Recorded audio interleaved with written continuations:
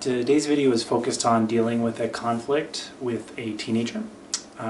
This video is primarily geared toward parents, educators, but really anyone who's dealing with teenagers on a regular basis, or maybe you're having one specific conflict with someone in your life.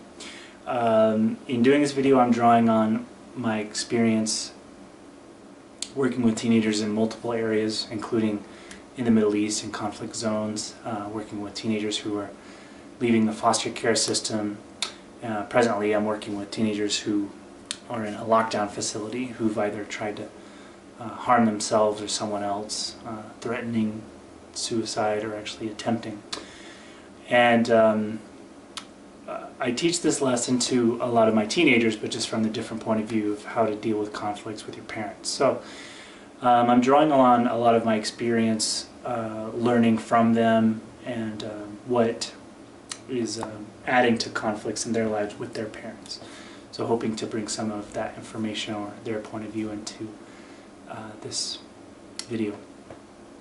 The first really important thing when you're dealing with a conflict, especially with someone who's going through adolescence, is for you to really explore what's happening for yourself.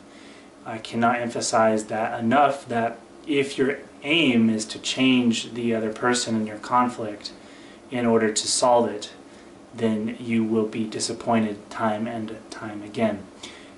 If you really want to unfreeze a stuck situation, you have to do some work internally. And when you make those changes inside, you will see the other person will naturally unthaw, right? They will come along and they will meet you halfway, as long as you are doing the due diligence. Really important thing to say is that if you're not having conflicts with your teenager, there's probably something wrong.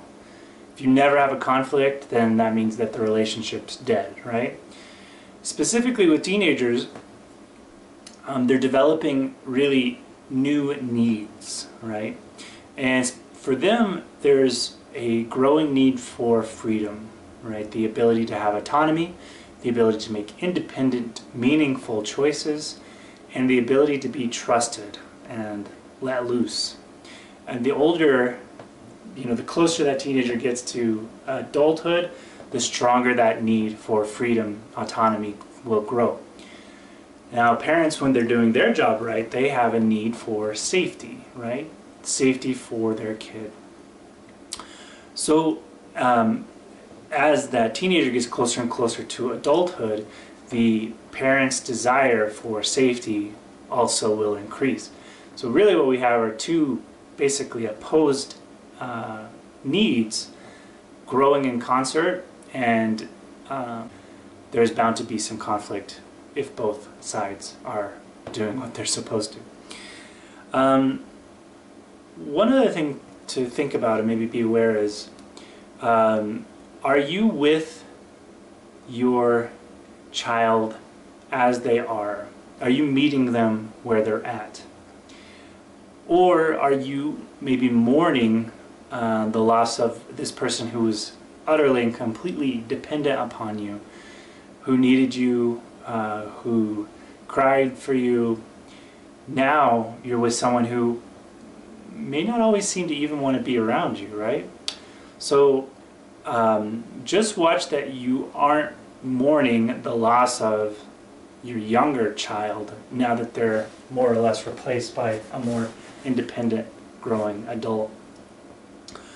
Not that you shouldn't mourn, that, but if you're not with your teenager right now in the moment where they're at, your expectations of them are going to color and pressure them in a way that's going to make it more difficult to hear what's happening. Another example is, are you already projecting into the future who they're going to be, right? Do you have these notions of what they're going to do with their life, where they might go to college, or whether they'll go into the military, or whatever expectation you have for them? Expectations, of course, are healthy and they're important. However, if you're so rigid that you can't let them be who they need to be, you are simply adding more fuel to the fire for your conflict. So watch that you're not pressuring them into being this young person who always needed you, but also watch that you're not pressuring them into some, mold of who you need them to be. So either way is going to lend a lot to the conflict. So watch your expectations and watch that you are with your kid where they are. And remember, where they are on Tuesday might be very different from where they are on Friday, emotionally, psychologically, even in their physical body. The changes are exceptionally rapid. So you might find that you need to be very, very flexible in order to meet them where they're at. And why should you meet them where they're at? Well, because they're probably not going to meet you where you are, right? The teenage mind is very self-centered, it's egocentric, and that's a really good thing, because the ego really needs to be padded and built up at this stage of development. And being self-centered is okay for them at that moment. I know it's really important to be aware of your own expectations of them. And the more that you're able to be with who they are in that moment, the more likely they are to be heard. The more likely they are to be heard, the more open they're going to be about what's really going on for them. And if you hear them and you hear where they're coming from, that's going to give you a chance to share what's going on for you, right? And the more clear you can be about what's happening for you in the conflict, the more likely they're able to receive the message, hear what's up, and make some necessary changes. So after the question of expectations, it's really useful to just recognize what's happening in the teenage brain. The prefrontal cortex, the big part of the human brain that separates us from a lot of the animal kingdom, that's not quite fully developed for the teenager. So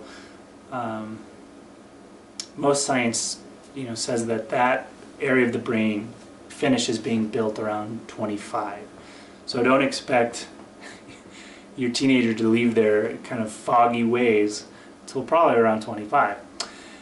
So what does that mean, the prefrontal cortex isn't fully developed? Well, specifically what it means is that emotional regulation is difficult, all right? So whereas, I can sit at a meeting that's exceptionally boring for an hour and a half, means that I have a level of self-control, which is perhaps a bit sad. But for the teenager to be able to subject themselves to something that has no value and no real immediate payoff, it's very difficult. Beyond emotional regulation, the ability to read others' emotions accurately, there's quite a bit of science to suggest that when a teenager reads disappointment or frustration, they're misreading it. So sometimes conflicts arise simply because the wiring in the brain's not totally there, and the teenager either flies off the handle because they're frustrated and can't regulate, or they read what you were trying to communicate completely incorrectly. And you can imagine if the teenager flies off the handle and that's your exact response as well, because that's kind of how we're conditioned to deal with response, is match the other's levels of intensity. If if both parties are there, then the conflict is simply going to be stronger and stronger and stronger.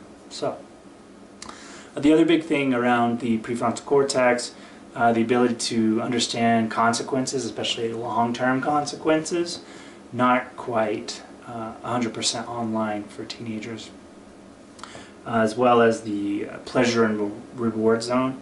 So that is like taking a risk and that risk paying off. The pleasure zone for the teenager is it's a lot more amplified. So a good example is like driving, right? As a 34-year-old, driving is not totally exciting anymore. I mean, every now and then it's awesome, but for the most part, getting to work and back is more of a chore than a joy. Well, for a 16-year-old, right, driving is an absolute pleasurable experience. So these new and novel experiences really really go a long way for the teenager, which makes them more prone to risk, more prone to drug, alcohol use, and sexual promiscuity. So we have to remember that a lot of teenage risk-taking is directly attuned to having a more amplified pleasure and reward zone. Not that you should overlook, a really stupid risk, but it is useful, right, to understand, okay, well, they won't always be like this, and there is a part of their brain that's actually making these behaviors a little more likely, as well as making it a little more difficult to communicate. So there's that. The next thing I want to talk about are really getting clear with your own needs, right? So I talked about earlier self-awareness and intention. So what's my intention in this moment? My intention is to understand, right? So in that moment you actually have a need for understanding. If you really know what you need, then you're going to have a much easier time.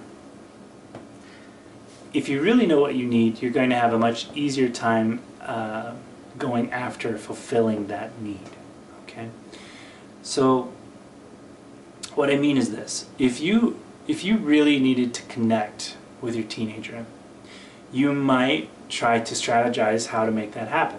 So the conversation might go like this: James, we haven't been able to actually sit down and talk for about 7 days. We've been passing each other here and there, but I really want to sit down and hear about life, right? I don't want to hear just that school was fine and you learned nothing, and leave me alone. So I've got a couple ideas for how that might happen. Maybe we could have dinner at the park tonight instead of here at the house, or maybe we could agree I'll take you out to the movies, and afterwards we'll sit down somewhere and have a bite to eat or something like that. And that's just a time for us to really kind of share what's been going on in our lives, because I want to know what's up for you, and there's a few things going on for me that I'd like to talk about. So if your need really is for connection, then getting that need met is much more possible. But if you really don't know what you need, right? If you're not sure exactly what it is that you're lacking or that you yearn for, it's very difficult to get that need met, because you're really grasping at straws and you're using these subconscious strategies of control, shame, domination, humiliation, which, by the way, are all violent ways to communicate. So this is where we talk a little bit about reprogramming our communication styles. So this is an awesome book from Marshall Rosenberg. It's called Nonviolent Communication, A Language of Life. Sadly, Mr. Rosenberg just passed away. He is probably one of the most important people when it comes to dealing with conflict. Yeah, so it's really sad to lose him. But if you're really truly interested in making a change in your life around the way you communicate with others, especially kids, I mean, it works also with anyone in your life, but I would take it upon yourself to snag this book and go to a training. That would be even better. But this is also a great book for self-study. A lot of cool resources online for exactly how to use NVC, nonviolent communication. And NVC is really big on what are your needs, right? According to Marshall Rosenberg, everything we do, right, every conscious decision we make in our life is in pursuit of one or more needs. Pursuing those is often on a subconscious level, so that oftentimes our pursuits fail because of the strategies we use to get those needs met aren't really healthy. An example is like, connecting with my wife, right? So let's say that we hadn't been able to, have any time together. for several days. My need is probably intimacy, or to be heard. So if my need is really to have an intimate connection, right, like some alone time, going to my wife and saying, why are you ignoring me, right? Why don't you ever spend time with me anymore? If that is my strategy for getting my need of intimacy met, it's a terrible way to go about it. But we really have been conditioned to use our power and to use guilting and shaming as a way to get what we want. But if I really know that my need for intimacy is strong, I can actually figure out how to get that need met in a way that's going, hopefully that's going to work, right? At least it's much more likely to work. So instead of saying, why don't you ever spend time with me, I could say, hey, guess what, I'm going to order dinner tonight just so that we have more time to hang out. And we'll open that bottle of wine that we've been saving. That is so much more likely to actually get my need met than for me to say, what the hell is wrong with you? Why don't you ever hang out with me anymore? But unfortunately, that's usually our MO. It's trying to make somebody do something. So hopefully the camera will pick this up. At the bottom of the sheet is quite a few needs. And some of them that I see here, we have like physical, so okay, right by my finger we have the need for autonomy, celebration, integrity, interdependence, right? That is being with others. The need for physical nurturance, play, well okay, that's a big one. Some kind of spiritual communion. Now obviously there are many more needs than could be fit on this half sheet of paper, but this is sort of a cheat sheet from the back of the NVC book. So thinking about play, like we all need play, even as old boring people. We still, I mean, who knows, maybe you're part of like some kind of bowling league, or maybe like me you play a lot of video games. So video games are kind of my outlet for play, but they're also my way of connecting with friends. So I have some friends in Oklahoma. When I get online, I'm able to communicate with them.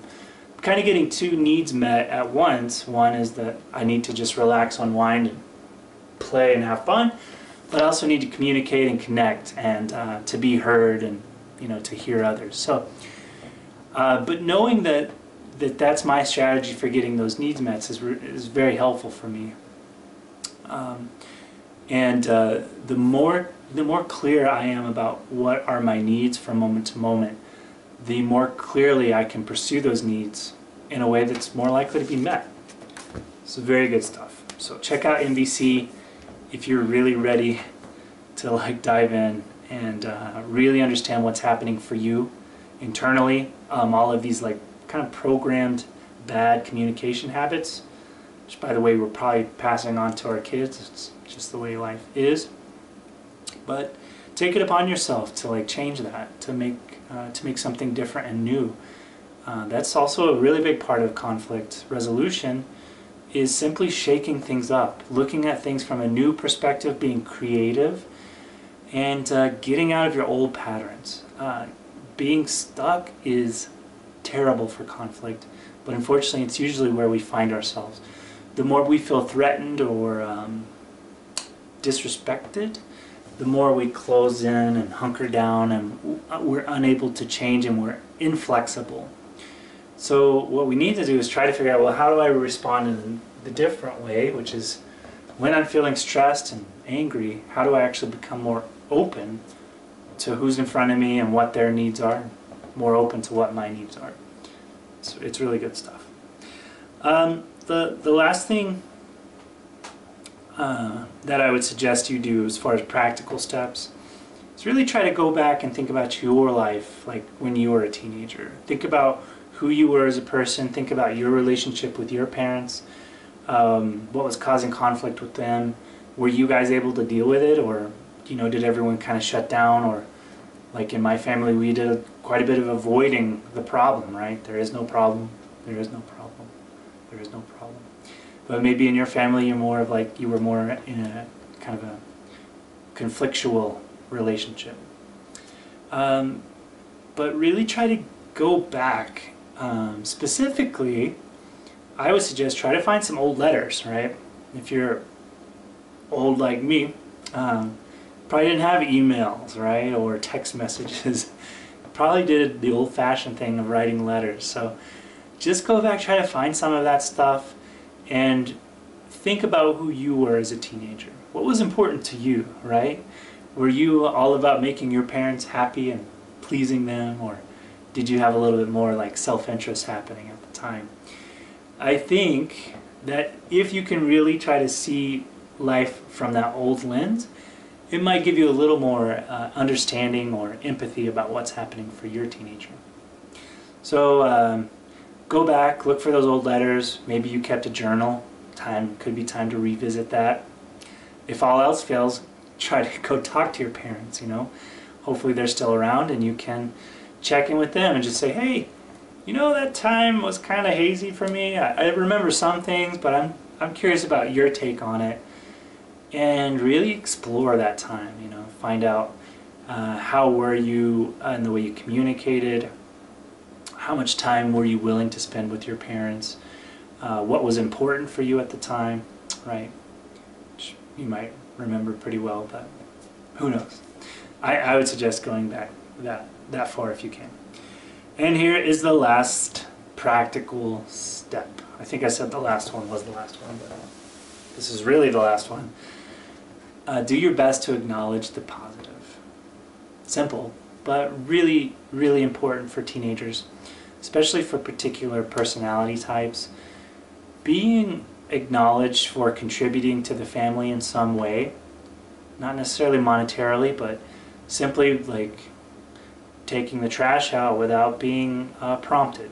Like, wow, you're really contributing right now. Thank you for helping. Maybe staying cool in a situation where they normally like lose their mind.